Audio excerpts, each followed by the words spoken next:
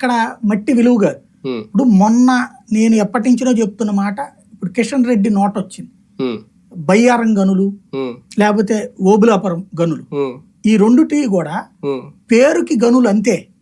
అక్కడ ఆ మట్టి 4th గ్రేడ్ అది, దాంట్లో ఐరన్ ఓరేం పెద్దగా రాదు.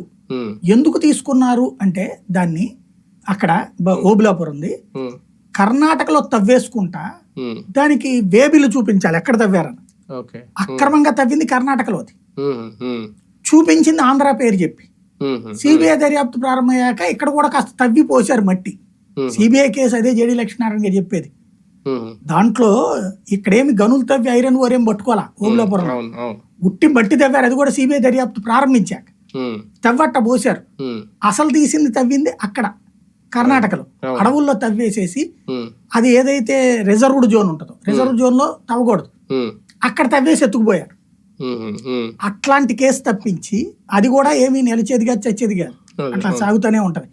ఏంటంటే చివరికి దానికి సరిహద్దు ఇదే అని దాని మీద వివాదాలు నడిచి ఎన్నాళ్ళు నడిచినాయి ఇట్లో. అట్లాగే ఈ గనుల విషయంలో కూడా ఏమీ ఉండదు, ఎక్కువ తవ్వారు తక్కువ తవ్వారు. ఇప్పుడు మళ్ళీ తెలుగుదేశం వాళ్ళ చేతికి వెళ్తుంది. ఇప్పుడు మొన్నటిదాకా వైసీపీ వాళ్ళు తీసుకున్నారు, ఇప్పుడు టీడీపీ వాళ్ళ చేతిలోకి వస్తాయి. ఇప్పుడు జేసీ దివాకర్ రెడ్డిని ఎట్ట ఆపారు, అక్కడ ఆ గనులన్నిట్లలో కూడా లారీలు ఆలయ్యాయి, ఆ లారీలన్నీ ఆపిచ్చి వైసీపీ వాళ్ళ లారీలు పెట్టించారు. ఇప్పుడు మళ్ళీ వీళ్ళ లారీలు వస్తాయి, వీళ్ళ గనులు వస్తాయి. ఇక్కడ గనుల విషయంలో ఏదో సాధిస్తారు అనుకునేది భ్రమ. టార్గెట్